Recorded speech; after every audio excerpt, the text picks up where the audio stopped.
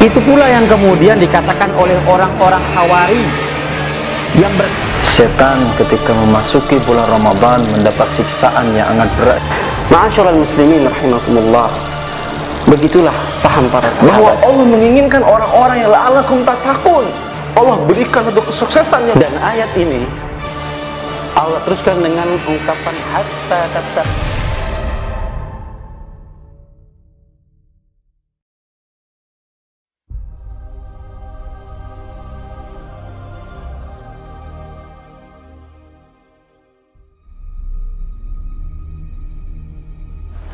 Bismillahirrahmanirrahim. Assalamualaikum warahmatullahi wabarakatuh. Alhamdulillahirabbil alamin. Assalatu wassalamu ala sayyidina Muhammadin sayyidil mursalin wa ala alihi wa ashabihi ajma'in. Ba'd. Ikhwan rahimakumullah. Mari sama-sama kita panjatkan syukur Allah Subhanahu wa taala yang sampai dengan saat ini masih memberikan kita kesempatan, kalau taufik dan hidayah serta inayahnya, wabil khusus nikmat iman dan Islam yang masih melekat dalam diri kita, sehingga dengannya insya Allah kita banyak beramal soleh untuk kehidupan depan. Ikhwan rahimakumullah, Allah Subhanahu wa taala mengingatkan kita umat Islam melalui Al-Quran surah Al-Baqarah ayat 120. Allah nyatakan, a'udzu billahi minasyaitonir rajim. Walan taradha 'ankal yahudu walan nasara hatta tattabi'a millatahum. Al-ayah. Ikhwan rahimakumullah. Dalam ayat ini Allah membahasakan dengan lan. Lan harf nasbin. Lan bermakna adalah abada. Lan artinya tidak akan. Jadi orang-orang Yahudi dan Nasrani sampai hari kiamat tidak akan ikhlas, tidak akan rela sebelum kita umat Islam mengikuti mereka. Kemudian ayat ini tambah dengan taradha. Taradha juga adalah fi'il mudhari. Fi'il mudhari bermakna istimrar, continuous, terus menerus. Artinya apa? Bahwa orang Yahudi dan Nasrani secara terus menerus melakukan kegiatan, melakukan aktivitas dalam rangka orang-orang Islam sampai mengikuti mereka. Kemudian ditambah dengan hatta tattabi'a. Ini artinya apa? Bahwa sampai kapanpun tidak akan menyerah mereka sebelum orang-orang Islam mengikuti milah mereka. Dan ayat ini Allah teruskan dengan ungkapan hatta tattabi'a. Lagi-lagi tattabi'a juga fi'il mudhari. Artinya apa? Mereka secara terus-menerus melakukan aktivitas, kegiatan, upaya maksimal agar supaya apa? Agar orang Islam mau mengikuti mereka. Dalam hal apa? Maka ayat ini ditambah dengan hatta tattabi'a millatahum. Ma makna millah? Millah ini pertama bimakna adalah ad-din, agama. Jadi orang Yahudi dan Nasrani tidak akan tinggal diam, tidak akan ikhlas, tidak akan rela sebelum orang Islam ngikut agama mereka. Dan ini berat. Karena untuk pindah agama orang Islam ke Nasrani berat. Tetapi yang kedua adalah millah bimana al-adah, kebiasaan. Dan ini yang paling banyak terjadi, kebiasaan. Dan begitu banyak kebiasaan orang Yahudi Nasrani yang diikuti oleh orang Islam. Dan memang mereka untuk hal ini selalu berupaya untuk melakukan hal sebagai berikut. Pertama adalah mereka melakukan yang namanya ifsadul akhlak, merusak akhlak orang Islam. Yang kedua, mereka melakukan takdimul fikrah, yaitu merancukan pikiran orang Islam, Yang ketiga adalah idabatu saksiyah. Mereka melakukan upaya melenturkan, melemahkan pribadi orang Islam. Dan yang keempat adalah ini yang paling berbahaya adalah riddat tauhid. Bagaimana mereka melakukan upaya dalam mereka agar supaya ujung-ujungnya orang Islam jadi murtad dalam agamanya. Pemirsa TV Yafid rahimakumullah, mari kita lihat beberapa contoh di antara perilaku orang-orang Islam yang telah terbawa kebiasaan orang-orang Yahudi Nasrani. Kalau kita perhatikan bagaimana anak-anak orang Islam dalam usia dini telah terbiasa mengikuti kebiasaan mereka.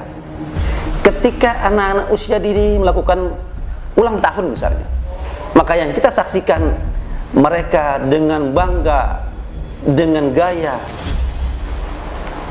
menyanyikan dengan bahasa Inggris happy birthday, dan untuk mereka itu adalah doa. Dan lagi-lagi dalam hal ini kita para orang tua tidak sadar bahwa kita orang tua telah menjerumuskan mereka dalam kegiatan, dalam kebiasaan mereka. Remaja, di antara remaja yang kita saksikan betapa banyak dari mereka yang telah terbawa dengan kebiasaan orang Yahudi Nasrani. Bagaimana ikhtilat yang begitu terbiasa di antara remaja kita. Bagaimana mereka bisa bergandengan tangan yang bukan muhrim. Dan ini sudah banyak dilakukan oleh remaja Islam. Dan mereka tidak sadar bahwa itu adalah kebiasaan orang Muslim. Yang juga tidak kalah pentingnya adalah para orang tua. Mereka tidak sadar bahwa banyak aktivitas mereka yang sesungguhnya kalau kita amati seksama adalah juga meniru kebiasaan mereka. Contoh, ketika kegiatan akad nikah yang katanya Islami dengan cara syariat Islam, tapi prakteknya ternyata adalah cara mereka. Bagaimana mungkin dalam acara akad nikah yang di sana ada penghulu yang Islam, ada ceramah Pak Kiai, ada orang-orang yang semua Islam semua, tapi cara mereka adalah Nasrani, bahwa dengan dihadirkan calon mempelai wanita dan pria di hadapan orang banyak, bukankah itu cara Nasrani? Dan itu cara gereja. Lagi-lagi ini tidak disadari oleh para orang tua. Ikhwan rahimakumullah. Dan kalau kita perhatikan masih banyak lagi kebiasaan Nasrani yang kita ikuti oleh para Islam. Dan oleh karena itu, dengan kita tadabbur ayat ini, maka diharapkan kita memiliki sifat hadr, sifat yang peka, untuk kita jadikan peringatan bahwa kita harus hati-hati, bahwa ternyata begitu banyak kebiasaan orang-orang Yahudi Nasrani yang kita ikuti oleh orang Islam, yang itu tidak kita sadari. Dan oleh karena itu, melalui kesempatan ini, dan saya khususnya berwasiat untuk saya pribadi, bahwa hendaknya mari kita berhati-hati, kita ikhtiar dalam segala kegiatan kita, baik dalam lingkungan keluarga, masyarakat, dan bangsa ini, khususnya umat Islam, bahwa jangan sampai di antara kegiatan kita yang justru tanpa kita sadari justru telah mengikuti kebiasaan orang-orang Nasrani dan Yahudi itu. Dan ikhwan rahimakumullah, mereka sudah cukup berhasil, gembira, kalaupun di antara orang Islam belum masuk agama mereka, tapi dengan cara orang Islam sudah banyak mengikuti kebiasaan mereka, maka mereka sudah cukup bergembira dan puas dengan semua itu. Jadi ikhwanillah, kalau sudah terjadi hal seperti ini, akhlak rusak, pikiran rusak, pribadi rusak, akidah rusak, maka pada gilirannya akan dengan sangat mudah orang Islam akan digiring kepada mereka, kepada mereka, dan pada akhirnya kita sama dengan mereka. Dan Rasulullah menyatakan, man tasabbaha biqaumin fahuwa minhum. Barang siapa yang sama dengan suatu kaum, maka dia adalah bagian dari kaum itu. Jangan-jangan di antara kita orang bernamanya Islam, nama Abdullah, agama Islam, tapi perilakunya adalah perilaku Yahudi Nasrani. Dan ini kalau kita amati sudah sangat banyak. Betapa misalnya kita perhatikan wanita-wanita Islam, namanya mungkin Fatimah, mungkin Aisyah atau Khadijah, tapi pakaiannya adalah pakaian orang-orang yang tidak Islam. Bagaimana mungkin mereka keluar dengan membuka aurat, dengan telanjang seperti yang kita saksikan belakangan ini? Betapa ini sangat memilukan untuk kita umat Islam. Adalah kewajiban kita untuk memberikan peringatan kepada mereka agar supaya mereka kembali kepada Islam. Sekian dan terima kasih. Mohon maaf. Wassalamualaikum warahmatullahi wabarakatuh.